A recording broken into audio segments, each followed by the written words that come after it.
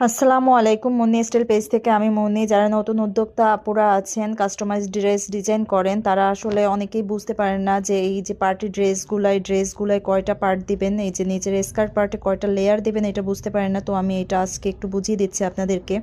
এখানে যেহেতু ছোট বাচ্চা ক্যান ইউজ না করাই ভালো, তো আপনারা ফার্স্ট ডিজাইনার পার্ট দিবেন, যেটা একটু ভারী ডিজাইন থাকবে ওই পার্টটা উপরে দিবেন, মানে যেটা দিয়ে আপনি ড্রেসের ডিজাইনটা ফুটাতে চাচ্ছেন ওইটা আপনি উপরে দিবেন। তারপর সেকেন্ড পার্টে আপনি একটা সুন্দর ঘন কুচি করে একটা নেট পার্ট দিবেন।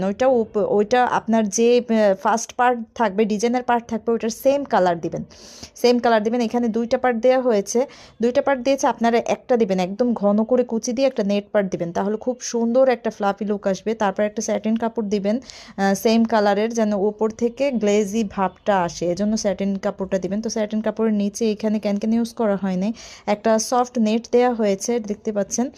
তো একটা সফট নেট দিয়ে দিবেন, এটা দিলেও দিতে পারেন, নাও দিলে না দিতে পারেন, সমস্যা নাই।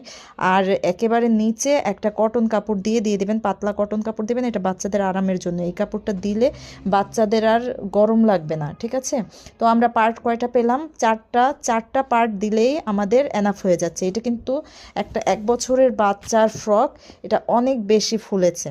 এটা কিন্তু অল্প একটা ছোট্ট বাচ্চার ফ্রক, এইটা ক্যান দেওয়া ছাড়াই কিন্তু অনেক বেশি ফুলেছে।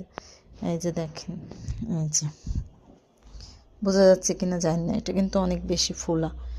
এটা আমার ক্যামেরায় বোঝা যাচ্ছে না, কিন্তু এটা কিন্তু অনেক বেশি ফুলেছে। তো আপনার ক্যান ছাড়া বাচ্চাদের ড্রেসগুলো কিভাবে ফুলাবেন দেখিয়ে দিলাম। এটা নতুন আপুরা এটা অ্যাপ্লাই করবেন, আর যারা পুরান আছেন তারা তো এমনিতেই আমার থেকে অনেক বেশি অভিজ্ঞ, তাদের জন্য কিছু বলার নেই।